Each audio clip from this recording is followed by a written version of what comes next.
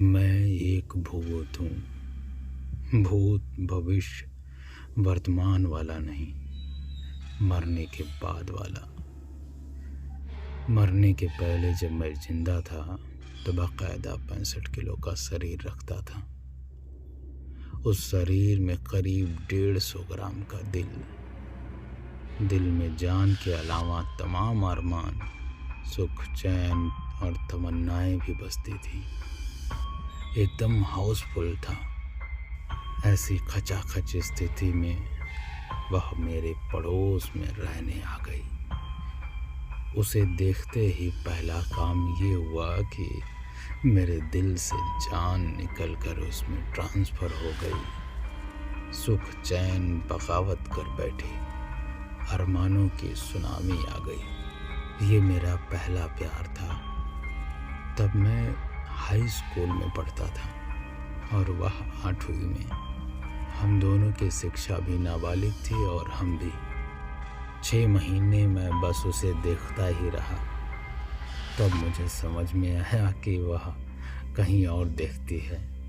उसका कहीं और देखना आँखों के दोष के कारण नहीं, बल्कि इस कारण था कि उसके दृष्टि में मुझे पार कर सामने रहने वाले एक और लड़के पर ठहरती थी।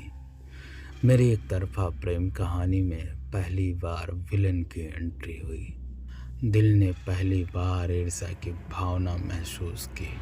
नतीजा, अगले दिन मैंने उस विलन को बिना किसी कारण के पीट दिया। वह विज्ञान का विद्यार्थी था। उसने न्यूटन का तीसरा नियम पढ़ा था, अतः उसने प्रतिक्रिया में मुझे पीट दिया। उस ज़माने में मेरे आत्मसम्मान का जन्म नहीं हुआ था, फिर भी उसे ठेस लग गई। उन्हीं दिनों मैंने कहीं पढ़ लिया कि मोहब्बत और जंग में सब जायज़ होता है। यहाँ मोहब्बत भी थी और जंग भी, भले ही एक तरफा क्यों ना। अतः मैं कुछ जायज़ करने का मौका ढूंढने लगा। कहते हैं कि सच्चे इश्क में तमाम मुश्किलें आती हैं, इसलिए यहाँ भी आई। मैं कुछ करने का मौका ही ढूंढता रह गया और उसके पापा ने दूसरे मोहल्ले में मकान ढूंढ लिया। लेकिन सच्चे आशिक की तरह मैंने हार नहीं मानी और अपने इश्क की गुमटी उसके स्कूल के बाहर डाल ली। रोज़ अपने स्कूल की जगह मैं उसके विद्यालय में हाजिरी देने लगा। इस चक्कर में मेरे अटेंडेंस शॉर्ट हो गई और परीक्षा में बैठने से रोक दिया गया। मुझे परीक्षा न दे पाने से ज़्यादा दुख इस बात का था कि उसने अब तक एक बार भी मेरे ओर नज़र उठाकर देखा नहीं था। अपने घुटने की यादगार चोट के अलावा अब मैंने इश्क की चोट भी महसूस की। उन दिनों इश्क में चोट खाए लोग गांजा, चरस, शराब आदि पौष्टिक पदार्थों का सेवन करते थे, जिससे उनमें बड़े से बड़ा सदमा सहने की हिम्मत बनी रहती थी। अतः मैंने बिना समय गंवाए मोहल्ले की नशा भक्षण समिति की सदस्यता ग्रहण कर ली। वह समिति वास्तव में घायल और टूटे दिल वालों का नर्सिंग होम थे। कुछ सदस्य इश्क में पागल होकर समिति की शरण में आए थे, उनके लिए अलग विभाग था। कुछ आईसीयू में थे। समिति के अध्यक्ष को खुद कई जगह से ठुकराए जाने का लंबा तजुर्बा हासिल था, इसलिए वह ड्रग्स लेते थे। मेरा केस अभी गंभीर नहीं हुआ था, लिहाजा मुझे दारू के 3 पैक का हल्का डोज देने के बाद letter of therapy, love letter लिखने की सलाह दी गई। मैं देवदास पर 9वीं बार फिल्म नहीं बनवाना चाहता था, अतः इस थेरेपी के लिए राज़ी हो गया। मेरे अंदर लिखने पढ़ने का इतना ही सलीका होता तो हाई स्कूल न पास कर लेता। लेटर लिखवाने के लिए मुझे दूसरे मोहल्ले के एक प्रेम पत्र विशेषज्ञ की सेवाएं लेनी पड़ी। क्योंकि अपने मोहल्ले में सब मेरे जैसे थे, उनके लिए भैंस और काले अक्षर में कोई भेद न था। गनीमत सिर्फ इतनी थी कि उन्होंने कभी काले अक्षर से दूध दुहने की कोशिश नहीं की। उन प्रेम पत्र विशेषज्ञ के पास इतना काम था कि अगले 6 महीने तक समय नहीं था। ऐसा लग रहा था जैसे उस दौर का हर व्यक्ति बस प्रेम करने का ही काम करता था, बाकी काम अमेरिका आदि देशों की मदद से होते थे। खैर 6 महीने बाद अपने हिस्से का प्रेम पत्र लिखवाने के बाद जब मैं उसे देने गया तो पता चला कि वह स्कूल ही नहीं शहर भी छोड़ गई। इस झटके के बाद कायदे से मुझे संपूर्ण रूप से टूट जाना चाहिए था, लेकिन खाली मेरा दिल टूटा, जिसे मैंने फेविकोल से चिपकाकर काम चलाने लायक बना लिया। पत्र लिखवाने की फीस तो बेकार गई ही, साथ ही उसे पाने की आखिरी उम्मीद भी टूट गई। अब मेरे सामने 2 रास्ते थे, आत्महत्या कर लूं या किसी का अपहरण कर उससे प्रेम करूं। लेकिन प्रेम में हिंसा का कोई स्थान नहीं होता। ये सोच मैं जेब में पत्र डालकर उसे देने योग्य चेहरे की खोज में जुट गया। समय बीतता गया।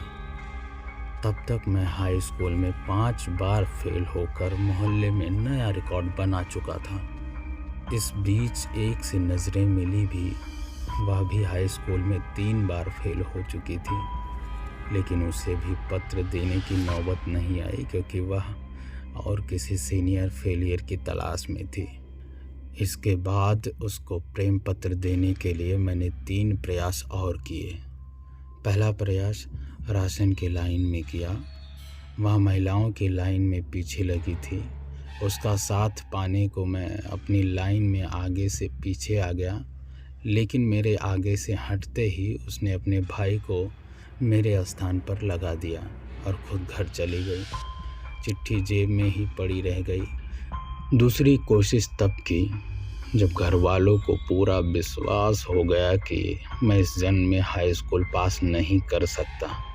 अंततः किसी क्लास में लगातार 7 बार फेल होने के बाद पढ़ाई ने मुझे छोड़ दिया। तब पड़ोस के घर में बर्तन मांजने वाली को मैंने पत्र देने की कोशिश की। उसने अपने पति से शिकायत कर दी और मैं अपनी टांगों से हाथ धोते धोते बचा। केवल पैर तुड़वाने के एग्रीमेंट के बाद मैंने प्रेम के पत्राचार पाठ्यक्रम से तौबा कर ली। पत्र को बक्से में रखकर मैं लगभग भूल गया। 3 महीने बाद मैं फिर अपने पैरों पर खड़ा हो गया। इस बीच साथ के सभी यार दोस्त विवाह और बच्चों को प्राप्त हो चुके थे। शुभचिंतकों ने सलाह दी कि शादी कर लो, प्रेम उसके बाद भी किया जा सकता है। मैं तैयार हो गया, किंतु शहर में अब कोई शरीफ परिवार मुझे अपना दामाद बनाने को तैयार न था। थक हार कर मैंने एक भूतपूर्व गुंडे की बेटी का उद्धार करने की सोची। ये मेरा तीसरा और अंतिम प्रयास था। गुंडे की बेटी भी गुंडी थी। मुझसे पहले वह 2 लोगों का उनके जीवन से उद्धार कर चुकी थी। ये बात मुझे मालूम न थी। खैर, गाजे बाजे के साथ मैं उसकी मांग का नया सिंदूर बन गया। अब मैं अधिकृत तौर पर उससे प्रेम कर सकता था। मैं कोई शुरुआत करता, उसके पहले ही बक्से में रखा वह ऐतिहासिक प्रेम पत्र उसके हाथ लग गया और उसने मुझे इतिहास बनाने में जरा भी देर नहीं की। इतिहास में दाखिल होते ही मुझे जो नया आशियाना मिला वह एक बरगद का पेड़ था। इस पर कुछ सीनियर भूत पहले से रहते थे। इसके ठीक सामने एक पीपल का पेड़ था जिसे चुड़ैल हॉस्टल के नाम से जाना जाता था। उस हॉस्टल पर नज़र पड़ते ही मैं बुरी तरह चौंक पड़ा। जिंदा होता तो चीख पड़ता। वहाँ मेरा पहला प्यार अर्थात हाई स्कूल वाली पड़ोसन हाथों में शमा लिए कहीं दीप जले कहीं दिल गा रही थी। अब वो मुकम्मल और हसीन चुड़ैल बन चुके थे।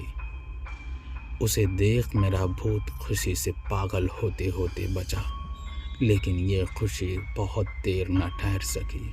अभी मैं अपनी महबूबा का ठीक से दीदार भी न कर पाया था कि उस हॉस्टल में एक नई चुड़ैल ने एंट्री ली। वो चुड़ैल बनने से पहले भी चुड़ैल थी, अर्थात मेरी पत्नी थी। पूरी ज़िंदगी जिस लव स्टोरी को पूरा करने का मैं सपना देखता रहा, वह फिर अधूरी रह गई। अंत में कहानी सिर्फ इतनी है कि मेरी बीवी यानी गुंडे की बेटी ने खुद को बेवा बनाने के बाद अंगूर की बेटी का इतना सेवन किया कि टैं बोल गई और अब अस्थायी रूप से मेरे भूत की छाती पर मूंग तलने आ गई। कौन कहता है कि मरने के बाद दो दिल मिल जाते हैं।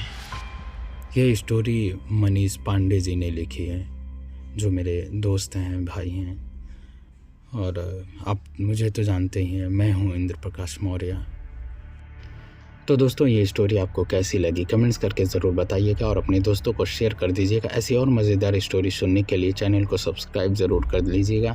ये स्टोरी आप यूट्यूब के अलावा फेसबुक और इंस्टाग्राम पर भी सुन सकते हैं, लिंक डिस्क्रिप्शन में है, या फिर आप सर्च कर सकते हैं हार्ट टचिंग स्टोरी। आप सभी का दिल से बहुत बहुत स्वागत है। Thank you so much.